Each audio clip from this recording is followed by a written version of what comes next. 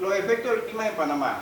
Yo sé que ustedes han escuchado hablar mucho del cambio climático, las diferentes situaciones que se han venido dando desde que el hombre está sobre la Tierra, cómo hemos ido cambiando, cómo ha ido el cambio climático afectando algunas actividades, algunos recursos, y exclusivamente pues un todo. El cambio climático no solamente es algo aislado, es un todo que está produciendo cambios verdaderos en la faz de la Tierra. Lógicamente nosotros somos un país pequeño, más sin embargo nosotros pues tenemos influencia.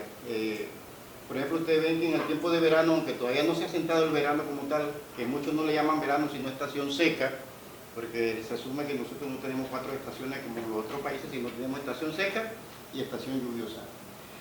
Ustedes pueden sentir el calor intenso que está haciendo, ¿verdad?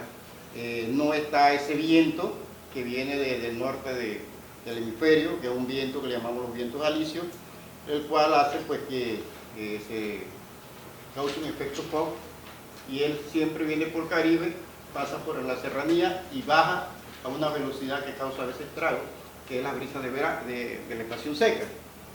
No las estamos sintiendo. Comenzó en el mes de enero, pero desapareció por las condiciones pues, de ciertos vientos fríos que estaban sobre el país. Nosotros, al igual que muchos otros países, nosotros tenemos unas clasificaciones de zonas de vida.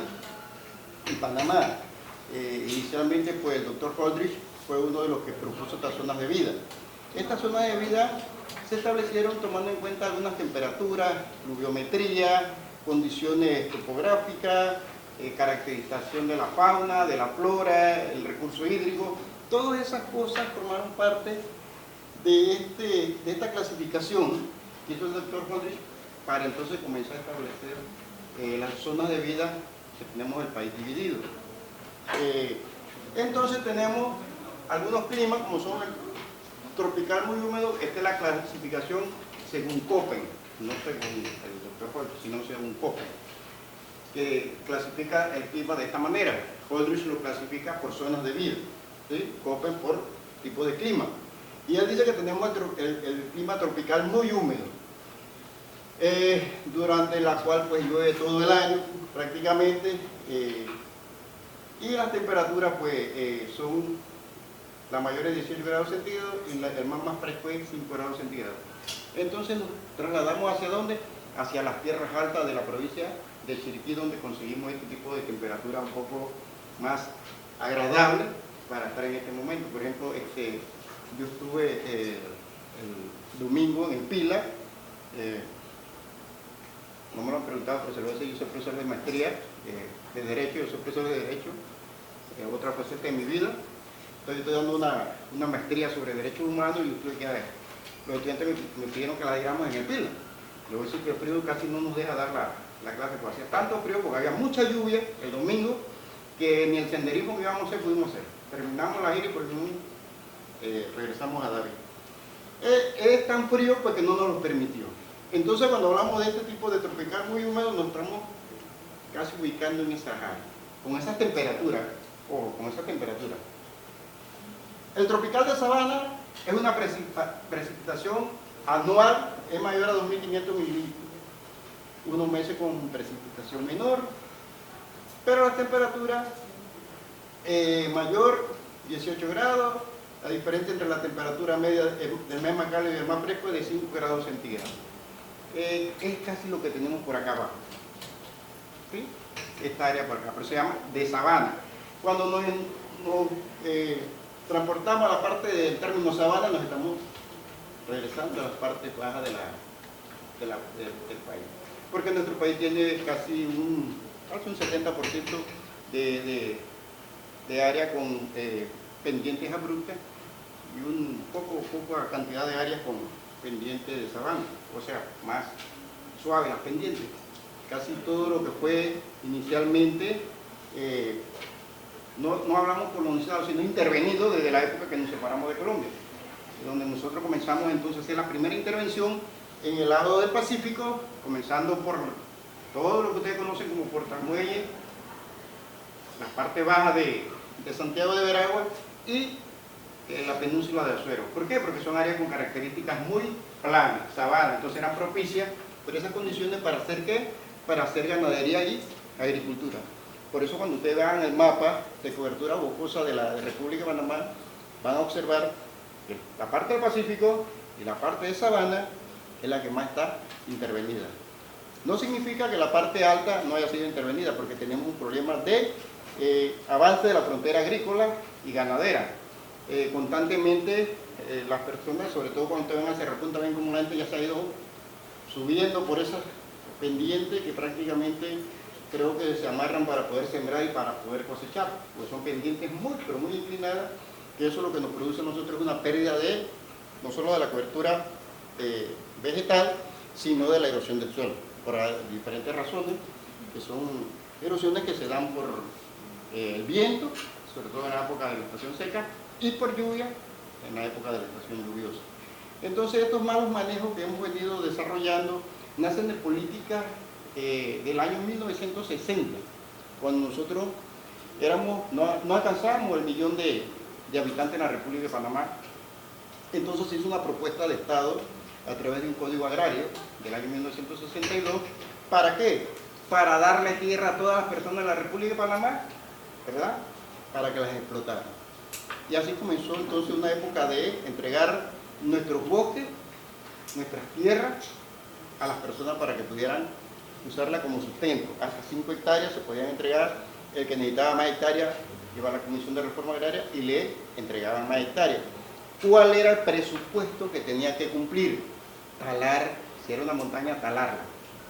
Si era una sabana, hacerla propicia para la ganadería o la agricultura. Si no lo hacían, se lo quitaban. Entonces, ¿cuál era el mensaje?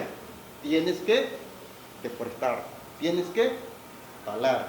Y con eso que desaparecíamos, no solamente una rica biodiversidad, ¿sí? Porque no solamente desaparecía un hábitat propicio para los animales mamíferos, o la avifauna como le llamamos nosotros, sino que dejábamos los suelos al desnudo. ¿Y eso qué conlleva? A lo que le digo, erosiones por las lluvias y erosiones por el viento. ¿Y nos producen qué? Cárcavas.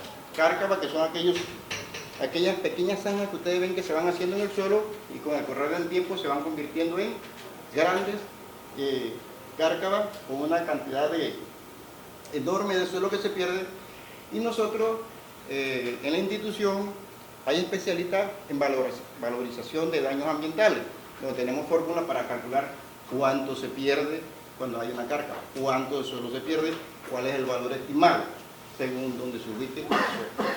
Entonces tenemos esa fórmula para calcular por incendio en el bosque cuánto se perdió, el recurso hídrico, cuánto se afectó. Entonces a través de la fórmula sacamos todo el valor económico para poder entonces, en el caso que se sancione a la persona, o solicitarle que repare todo el daño que ha causado.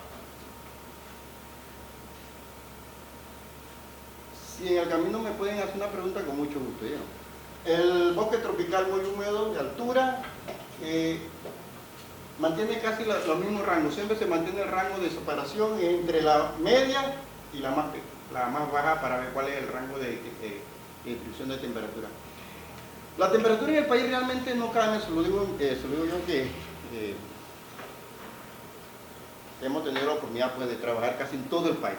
En todo el país, cuando yo digo en todo el país, estamos hablando desde Darién, donde estuve 12 años trabajando como jefe de inventario forestal en Darién, hasta Punta Burica, donde he hecho restauración de un sendero que se llama Corpachí, y 2 o 4 años trabajando en la recuperación, restauración y conservación de los bosques de manglares de Chiriquí.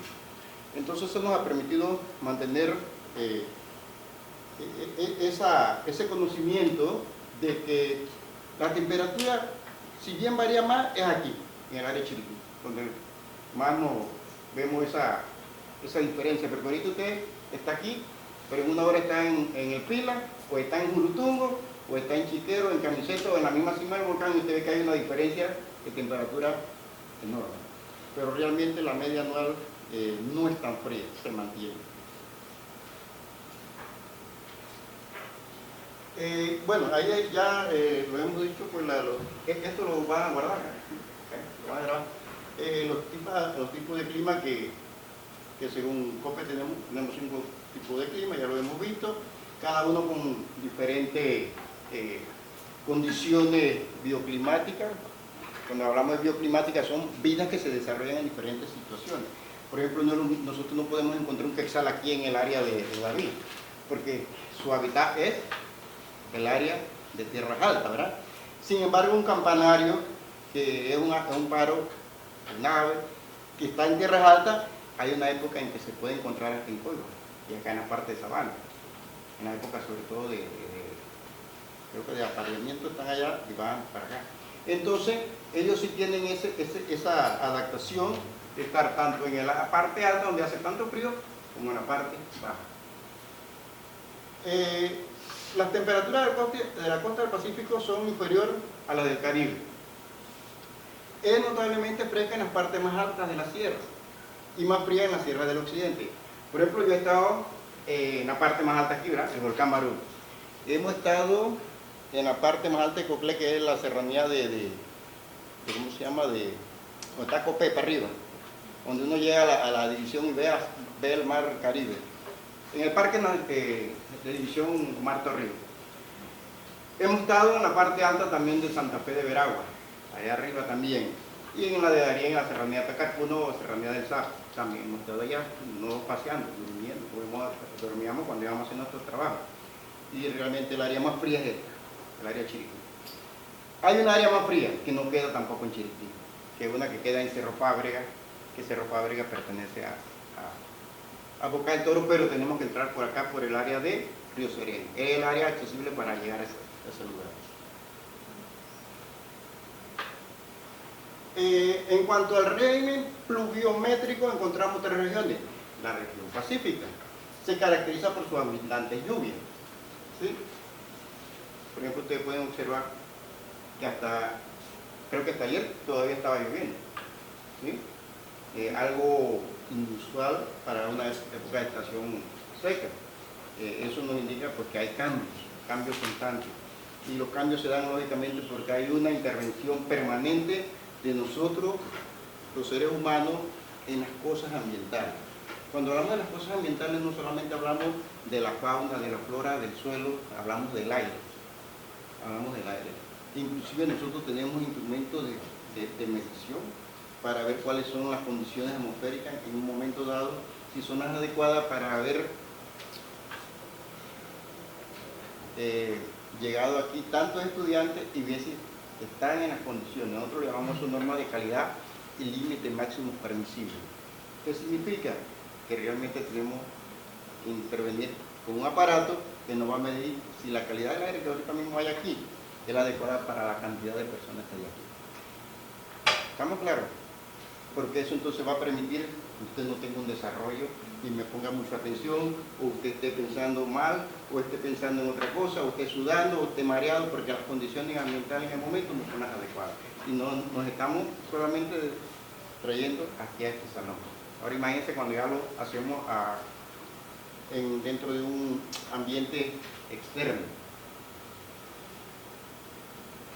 La región central, tanto en el Pacífico como en el Atlántico, tienen características diferentes. Casi toda la parte del Atlántico generalmente está lloviendo. La del Pacífico también llueve, pero hay que tener una diferencia, por eso se llama pluviometría. Pueda que haya llueva permanentemente, pero no cae la misma cantidad de lluvia que cae en el lado del Pacífico.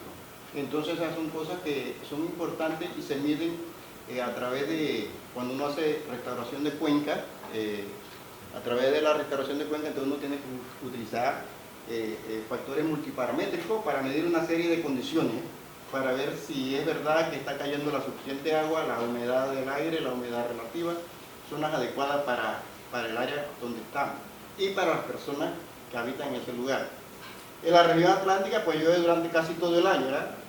Entre diciembre y febrero se registran los máximos pluviométricos provocados por las incursiones del sistema frontales del hemisferio norte, que es lo que les decía a ustedes, es los vientos alisios que vienen bajando desde el Canadá y después pasan por encima de la serranía y bajan y nos provocan entonces esa brisa de verano o de estación seca, que todo pues.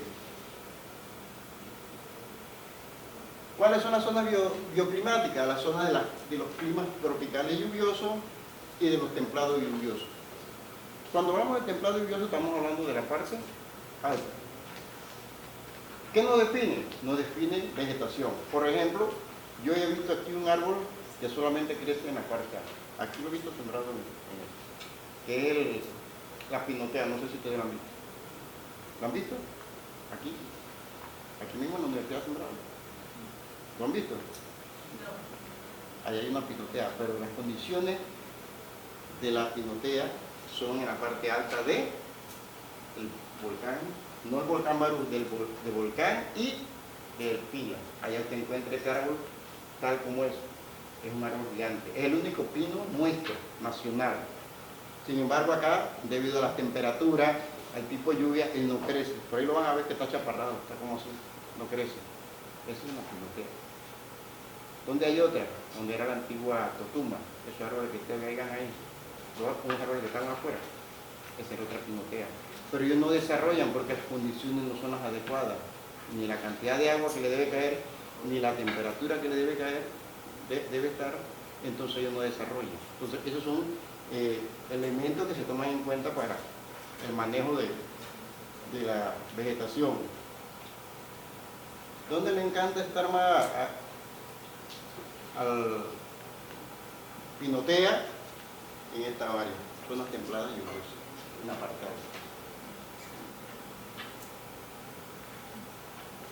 alta. La fauna panameña. Hablar de la fauna panameña es algo que por lo menos nos llena de orgullo.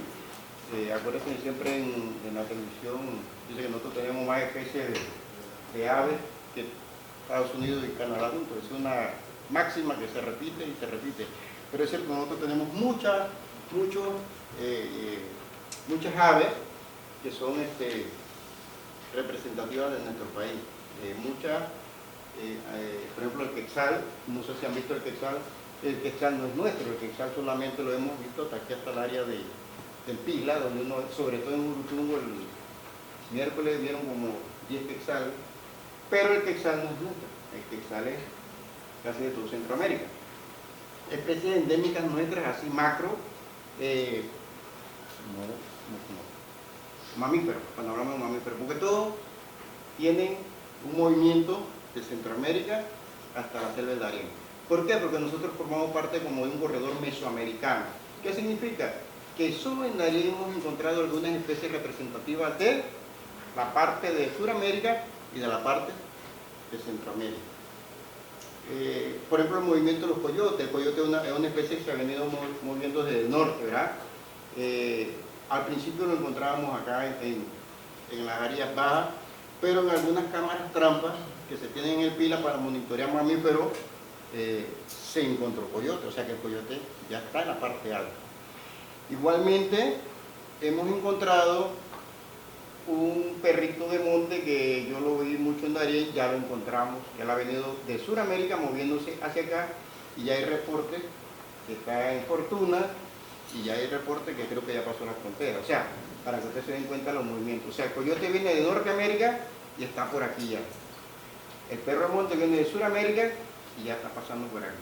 O sea, es un movimiento de esos mamíferos, ¿verdad? Debido a muchas situaciones que se pueden dar, que son la pérdida de su hábitat. Recuerde que nosotros hemos intervenido tanto en la naturaleza que hemos destruido el hábitat de los animales. Yo siempre le contaba a algunas personas o estudiantes, cuando yo llegué por primera vez a Darién, yo hice un inventario forestal en el Alto del Chucunaque de una concesión de 5.000 hectáreas. Entonces imaginen 5.000 hectáreas. Es una extensión enorme. Luego a mí me envían hacia la costa pegada a Colombia, ya de jefe de un parque nacional, y regreso a los años de nuevamente y hago un sobrevuelo al área donde yo había entrado por primera vez y todo se había convertido en pastizal, ¿sí? Pasto y ganadería. O sea, para que tengan una idea cómo habían depredado una área que era prácticamente boscosa, totalmente boscosa. Y había un dilema en que los nuevos colonos que habían intervenido en esa área boscosa pedían que le diéramos autorización.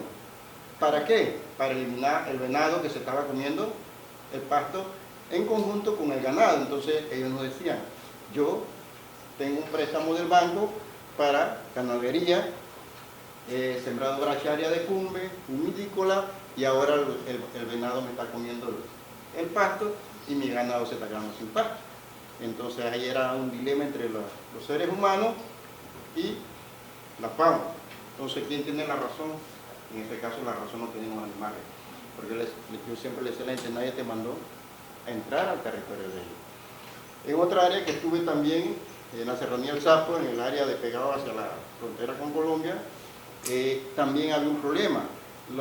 La sociedad, o sea, nosotros habíamos intervenido el área de la serranía y se había llevado a cabo una matanza de tigres, porque los tigres estaban comiendo los animales, o sea, se le estaban comiendo el ganado y los caballos. Y era lo mismo, era una intervención nuestra hacia una área que era netamente de ellos.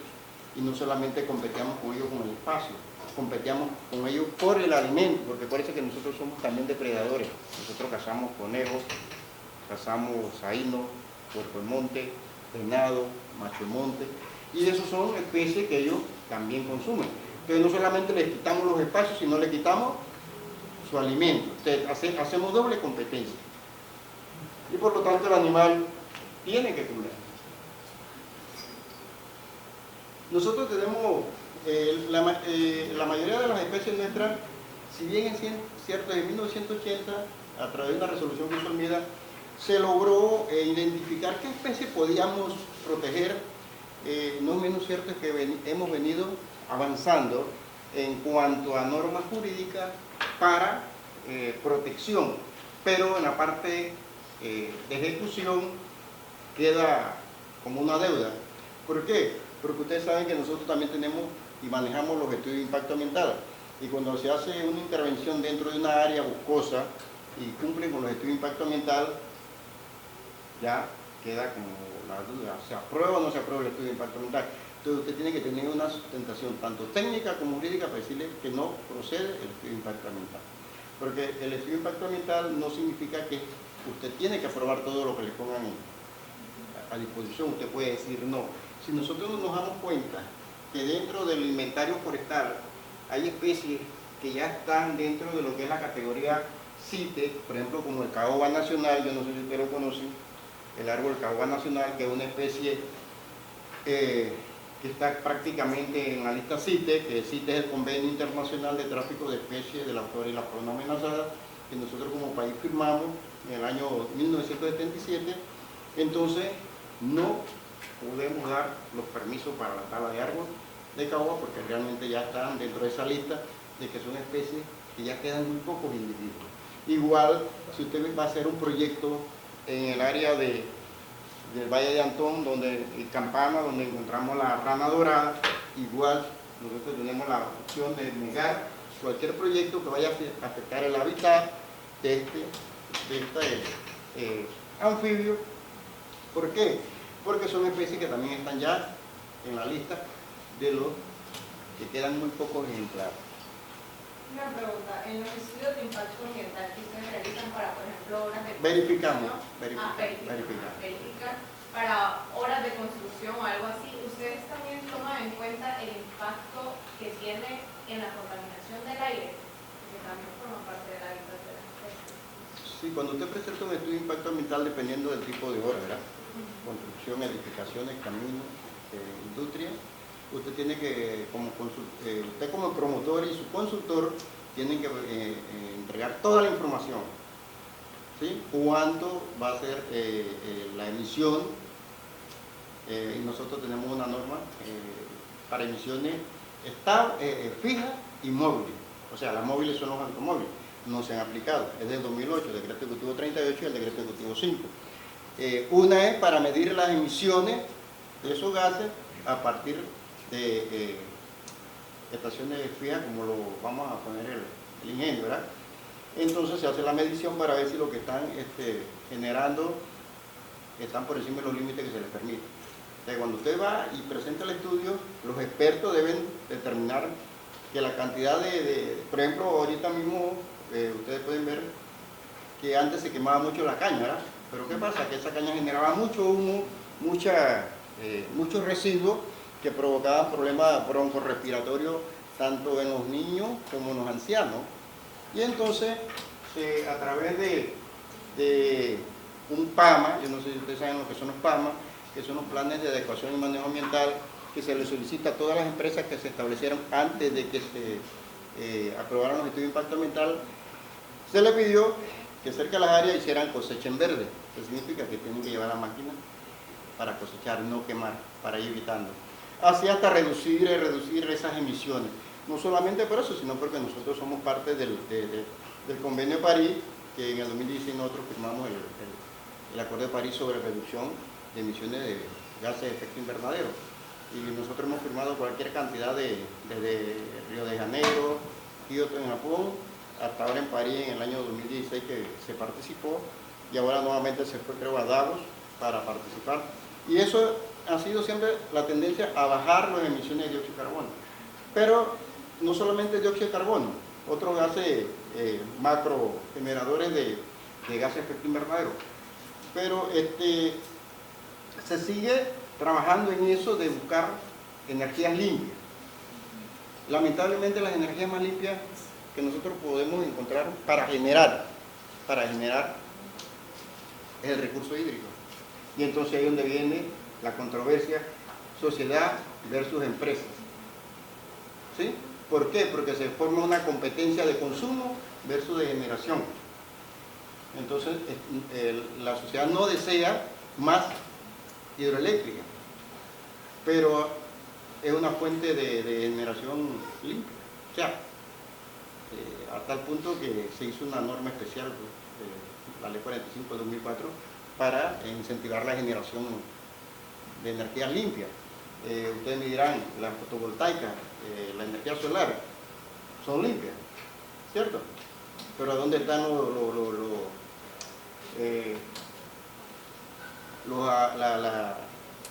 el área donde se va a almacenar esa energía? ¿Dónde está?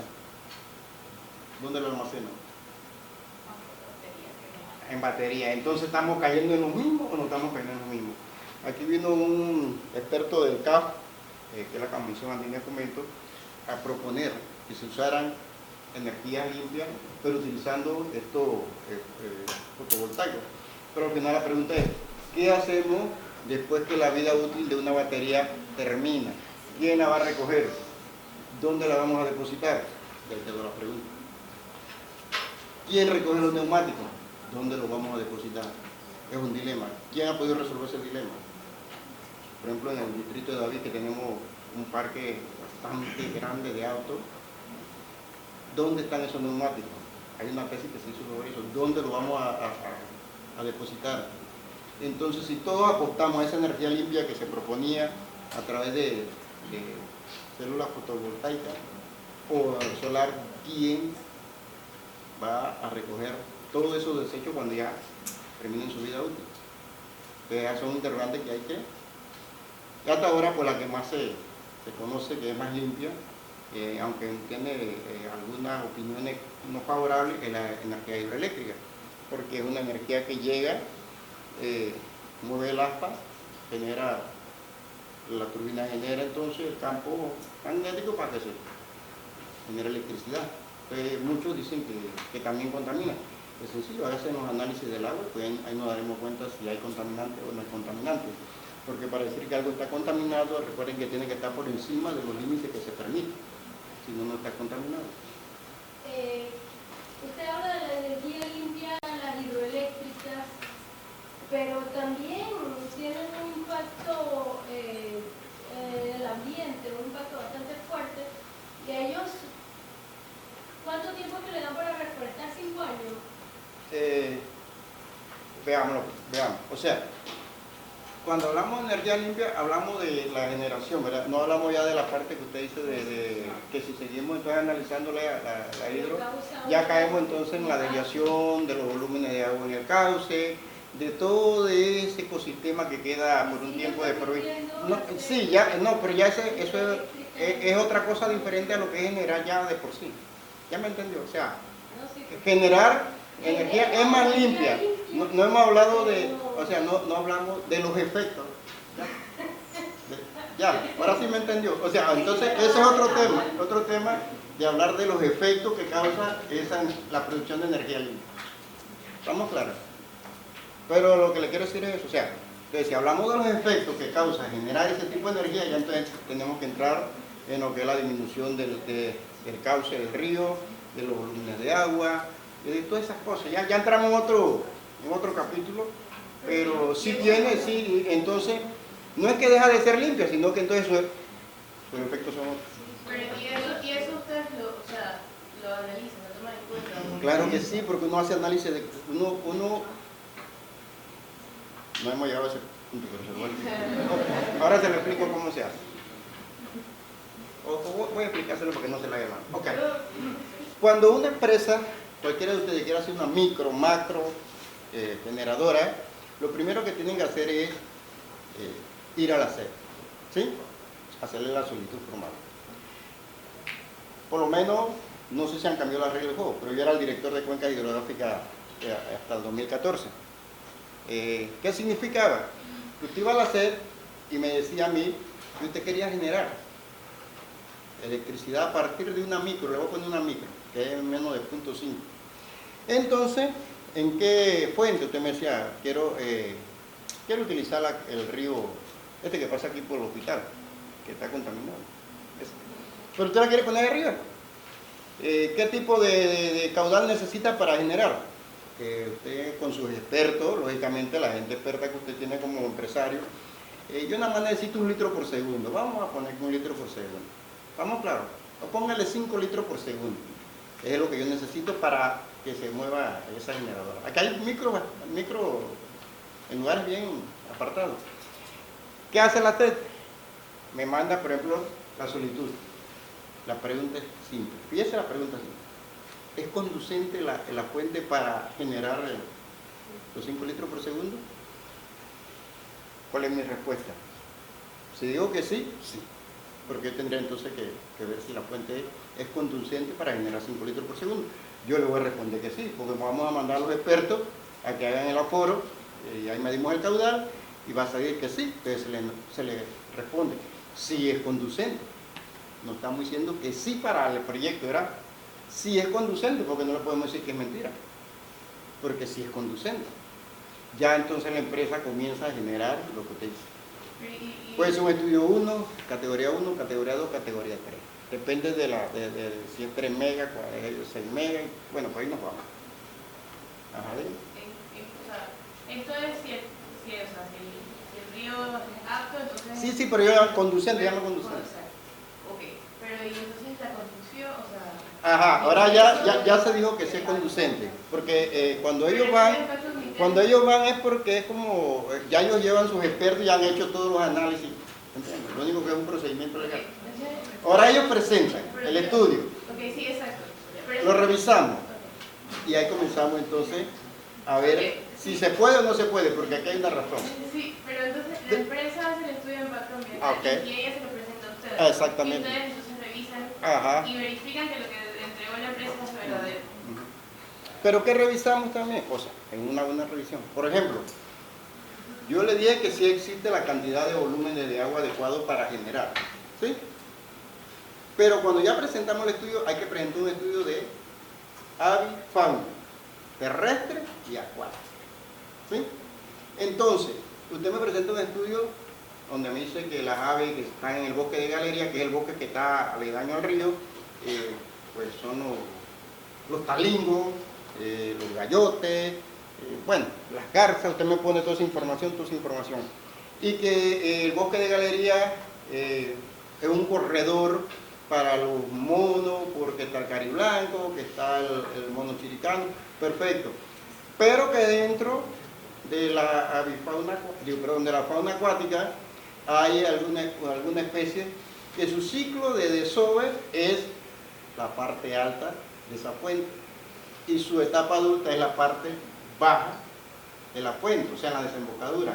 Entonces ya eso lo pueden pensar ustedes, a ustedes, que yo no puedo dar un permiso para hacer un dique dentro de la fuente porque voy a cortar el ciclo biológico de ese pez. Y él solamente sube como el salmón a desovar y cuando nace viene a hacer su etapa adulta de desembocadura. Entonces ya te comienza a tomar, ¿cómo se llama? Esa, sí, usted le dice, todo está perfecto, todo, pero aquí hay un pequeño detalle. No podemos aprobarlo porque vamos a afectar la vida de ese pez. O sea, usted tiene que ser minucioso. Todo. Lo más sencillo. ¿Qué Tiene tipo que... de compensación se podría hacer en ese tipo de...? Porque también los impactos ambientales dan opciones como de compensar o de otras vías pues, para llevar a cabo el proyecto. Pues, así. Bueno, cuando el proyecto se aprueba, que ya cumple con todo, que no... Mire, siempre va a haber afectación. Aquí donde usted estaba, tuvo que haber una afectación, ¿cierto? Porque tuvo que afectarse algo. De repente aquí había una lagartija importante, pero cuando se hizo el OTP nadie no estaba metido en impacto ambiental. Hoy en día si hay una lagartija importante aquí que es única, como se han descubierto, entonces le decimos sáquela y la pone en un lugar igual al que ella estaba. Le llamamos rescate, eso le llamamos rescate de flora y fauna. Por ejemplo, si se va a tumbar un árbol, hay un helecho que se llama Silotum, que a nivel mundial existe, pero él es único. Si alguien va a tumbar un árbol y es un biólogo y dice, no, aquí hay un Silotum, entonces ¿qué tiene que hacer? Reubicarlo en un lugar para que él siga su ciclo de vida. Y así hacemos entonces cuando es un estudio de impacto ambiental, que es la parte de rescate de flora y fauna. Porque entonces tienen que darnos el inventario. O sea, el promotor tiene que darnos toda la información, toda la información. Si hay hasta una hormiga anaranjada que nunca la hemos visto, él nos dice. Porque nosotros estamos acostumbrados a ver las hormigas rojas y las hormigas, ¿cómo se llama? Por ejemplo, hay una hormiga que se llama folofa, que solamente yo la he visto en Darién, que es la hormiga más grande del trópico. Si nosotros encontramos una folofa aquí, eso nos va a llamar la atención. ¿Por qué aquí hay una folofa en Chiriquí? ¿Cómo llegó? Y ya tenemos que entonces hacer llamar a una muchacha que está estudiando un doctorado, una maestría, perdón, en hormiga con la Ciudad del Saber, que nos diga qué pasó, porque si es que se escapó, si es que alguien la trajo como muestra y la soltó aquí, entonces ya pone, entonces como dice en observación las cosas. Tengo una pregunta, ¿cómo evita que los promotores alteren los estudios de impacto ambiental? Bien, yo he hecho seguimiento al estudio de impacto ambiental, sobre todo en la parte forestal, porque yo soy forestal. Cuando usted va a hacer el seguimiento, usted tiene que primero hacer varias cosas. Uno, leer el documento que yo presenté, todo el documento. Por ejemplo, yo si voy a monitorear un estudio de impacto ambiental, yo voy a la parte forestal, que es mi competencia, ¿verdad? Y la cual yo puedo firmar como idóneo. Yo no puedo firmar algo que yo no sea idóneo. Entonces yo voy a leerme el inventario forestal que ellos presentaron. ¿Estamos claros? Entonces cuando yo llego al campo, yo voy a ver si realmente existe o no existe. Me voy a una resolución por medio de la cual se le otorgó o le aprobó el estudio de impacto ambiental.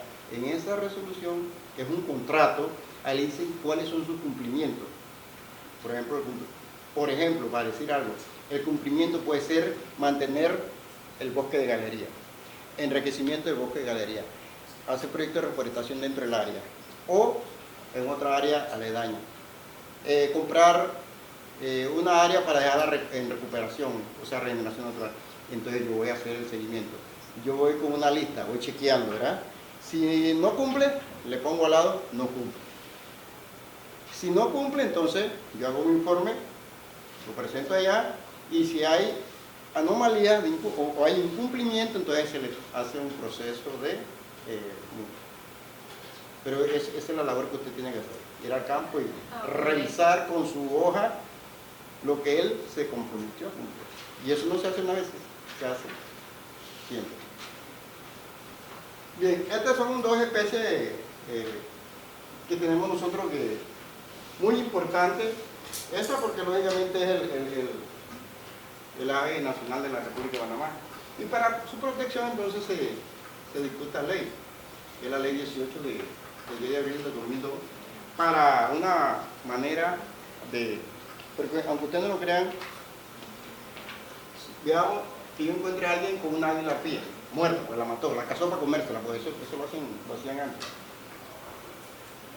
¿Cómo lo multo? ¿Cómo lo sanciono? Si no tengo un instrumento que diga cómo sancionar.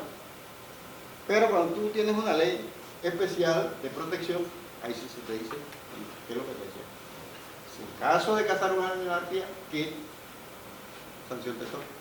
Pues no tengo que buscar la ley de vida silvestre para ver en qué parte está. No, ya tiene una ley. En el caso de esta especie, de la rana dorada, nosotros tenemos la panameña, que es la Atelopus cetequi, pero había una que se llamaba Atelopus chiriquense, chiricana, pero desapareció, no la hemos visto más. ¿Por qué no la hemos visto más? Hay que buscar. Y ahí le toca a los biólogos, ¿verdad?, rastrear eso, dónde fue, por qué se fue, cuál era su hábitat, si es que se lo destruimos. Recuerden que hemos construido demasiados proyectos habitacionales que van hacia arriba, para todos lados, y ahí no hemos, cuando se presenta el inventario de avifauna, no se ha reportado. Si alguien la reporta, entonces paramos. Esta especie está desaparecida desde hace muchos años, a Atelopus chiriquense, y ya entonces habría que ver si le decimos el proyecto desarrollalo en otro lado, no lo desarrolla aquí, porque aquí hay un hábitat de Atelopus chiriquense. Nosotros, así de manera informal, se nos reportó la aparición de una rana que desde el 2008 no la veían, que es la rana roja, allá en los pozos termales de Volcán, en la parte alta, por allá la vieron. Entonces un reporte que se hizo, pero ya les lo hicieron unas personas que no son panameñas, pero la persona que tiene allá su área me dijo que habían encontrado esa rana dorada que estaba, esa rana roja que estaba no reportada en el 2008. Entonces, ¿qué significa? Que ya esa área donde se encontró esa rana no debe ser intervenida para nada, ni para estudio de impacto ambiental, ni con estudio de impacto ambiental. ¿Esas áreas son protegidas o simplemente se queda así, como que encontramos la rana y ya? No, una vez legalmente se encuentre una especie de esta, hay que legalizar eso, ¿verdad? O sea, ¿quiénes tienen que hacer el reporte? La misma institución con el equipo de científicos que la encontró, se hace el reporte. Por ejemplo, en el Pila hay cámaras trampa, ¿sí? Esas cámaras trampa están ahí permanentemente registrando el paso de jaguares, de puma, de saíno, de macho de monte, de nutria, de conejo pintado, y entonces esa información ya nos permite a nosotros tomar decisiones con referente al área. ¿Estamos claros? Con referente al área, decir, estas áreas son inadjudicables, no se puede hacer esto porque hay reportes de que estos animales que muy poco vemos porque están desapareciendo por culpa nuestra, debemos protegerlos. Entonces, aparte de haber entrado, acuérdense que ellos tienen movilidad. Un día los vimos en el parque, pero otro día sí salieron del área protegida y pasaron póngale, se fueron para Tolé. Allí en Tolé no tenemos área protegida. Pero igual sigue teniendo una protección, aunque esté en Tolé. Porque de repente aquí no encuentra lo que él busca y él sigue caminando. Por eso se hizo el corredor biológico mesoamericano, que viene desde México hasta Brasil, para que ellos se movilicen a lo largo de un cordón montañoso. Y entonces puede estar ahí, lo podemos ver ahí, los reportes, pero entre un mes puede estar por allá por... Recuerden que le estoy diciendo que el coyote viene moviéndose desde América del Norte y el perrito del monte viene desde América del Sur. Y ahí van, uno va para Estados Unidos y el otro va bajando para Sudamérica. Pero ellos tienen una movilidad. Entonces se nos salen del área protegida, pero siguen teniendo una protección especial. Y eso tiene su sanción, tanto penal como administrativa. el que haga el mal uso de eso. Este es un mapa de cobertura de uso de la tierra en Panamá. Ustedes pueden ver ahí pues cómo está distribuido. Ustedes pueden ver que casi toda la parte del Pacífico está bastante deforestado. Yo tengo unos mapas de proyección al 2035. El 2035 se supone que nosotros aquí en Chiriquí no debemos tener ya nada, con el avance de ¿cómo se llama? De las explotaciones agrícolas y ganaderas. ¿Cómo cambiar esa mentalidad? Por ejemplo, ustedes dicen, sí, ustedes dicen, yo soy ingeniero eléctrico. ¿Qué tengo que ver con eso? ¿Verdad? Lo mío es la electricidad. Pero todos estamos sujetos a lo que sucede aquí. ¿Por qué? Porque la mayoría de nuestros ríos nacen en la parte alta. ¿Sí o no? Y ojo, no tengo que defender a nadie, pues no. Antes de que llegaran las hidroeléctricas, ya nuestros ríos estaban totalmente impactados. Los bosques de ganadería habían desaparecido. Porque la ganadería, inclusive hasta tiraba el alambre por el centro del río para que nadie pase. ¿Sí o no? Ya, las hidroeléctricas llegaron a sentarse, pero ya mucho antes la ganadería y la agricultura habían acabado con el bosque de ganadería. Entonces, eso también es muy importante. Ojalá algún día alguien les diera una clase sobre relación bosque y recursos hídricos. Ok, con relación a los suelos, siempre se ha dicho que los suelos forestales son pobres. ¿Por qué son pobres? Porque el suelo forestal está protegido por esa cubierta forestal. Pero una vez nosotros eliminamos la cubierta forestal, dejamos al desnudo lo que es el horizonte orgánico, que es el que está arriba, que es el humo ese que le llamamos que es un horizonte producto de la descomposición de la biomasa, y de ahí cuando se pierde ese, que es donde está casi la fertilidad, entonces viene lo que es el horizonte A, que todavía puede ser arable y eso. Pero hay suelos que por su naturaleza son muy pobres, muy pobres. Entonces, siempre la gente trata de buscar los suelos más fértiles, y eso es lo que está pasando, y eso es lo que ha pasado en la historia nuestra. Por ejemplo, si ustedes van al oriente chiricano, ustedes ven que los suelos son como rojos, ¿sí? Y les cuesta a algunas especies desarrollarse. Si van a tierras altas, los suelos no son rojos, son suelos más fértiles, producto de las cenizas volcánicas. Por lo tanto, pues, ser fértil los convirtió en suelos arables, suelos agrícolas, cuando no debiera haber sido así, debió haber sido suelos exclusivamente forestales, no debieron usarse para cuestiones agrícolas, los que tienen pendientes. Y los de acabado debieran trabajarse más para incorporar. Por ejemplo, ustedes pueden ver que la parte de aquí de David, casi, desde que usted pasa al río, aquí al río más agua, casi los suelos son negros. La mayoría de los suelos. ¿Han visto cuando hace un proyecto? Que son suelos, o tierra negra que le llamamos, son suelos fértiles. ¿Y en qué los hemos convertido? Y los suelos rojos los tenemos abandonados. O sea, hemos hecho los proyectos habitacionales en las mejores tierras que tenemos, y en las tierras más rojas no hemos hecho ni un proyecto habitacional. Pero casi la mayoría de estos suelos, si ustedes ahorita escarban aquí, usted va a encontrar que este suelo es bueno. ¿Qué es un suelo bueno? Que nos permite una permeabilidad del agua. ¿Qué significa? Que cuando llueve se filtra bien el agua y hacemos recargas acuíferas. O sea, ¿qué significa? Que estamos recargándole agua a las corrientes subterráneas. Permite entonces que no haya lo que llamamos escorrentía, que es que el suelo se satura y el agua comienza a correr por encima y se va llevando todo ese suelo. Es un suelo que permite bien el intercambio de nutrientes con la planta. O sea, la planta puede obtener los nutrientes porque están disponibles. Aquí puede haber, las plantas generalmente necesitan nitrógeno, fósforo y potasio, que son los macronutrientes. Y de ahí otros micronutrientes que son más pequeños, cobre, magnesio.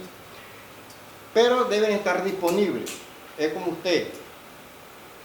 Si el arroz no está disponible, no se lo va a poder comer nunca. ¿Sí o no? Ya le dicen, ahí está el saco de arroz. Se va a morir de hambre. ¿Qué tiene que hacer? Ponerlo a cocinar para que esté disponible al organismo. Asimismo son los nutrientes. Si los nutrientes están ahí, pero no están disponibles, entonces hay que hacer cierta práctica para que ese nutriente esté disponible en la planta. Pero cuando uno utiliza el abono orgánico es más fácil. porque él ya está disponible. Cuando uno usa el abono químico, que es el nitrógeno, fósforo, potasio, él demora 21 días para él, 21 días por ahí para él entonces poder la planta absorberlo. Si antes de ese tiempo la planta entra en contacto con ese suelo, entonces la planta se les muere. Que la gente dice, maté la planta. Pero es que entró en contacto. O usted cuando sembró, echó el abono y le puso la raíz encima del abono. Y la planta murió. Pero hay que esperar que esté disponible más de 20 días para que entonces la planta llegue con sus raíces y lo incorpore.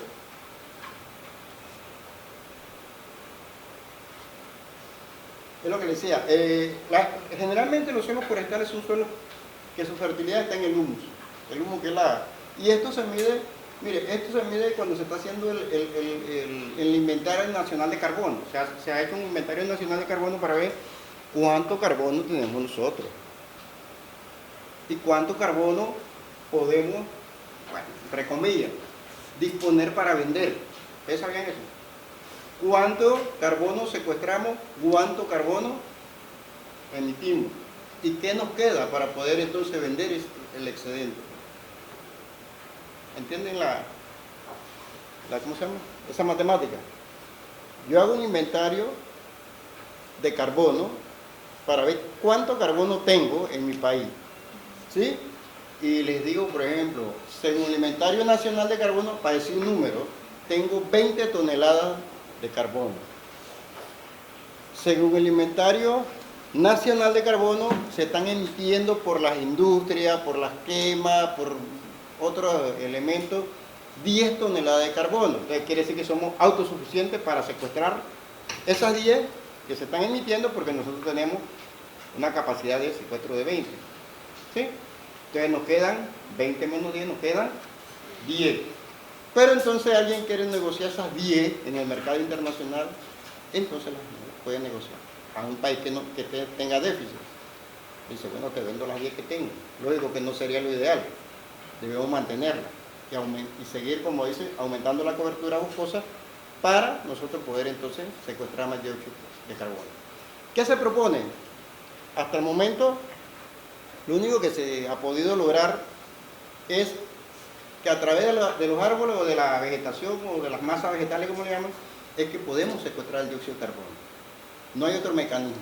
Por lo tanto, al no tener otro mecanismo, entonces tenemos que apostar a otras actividades donde vamos a reducir las emisiones de dióxido de carbono.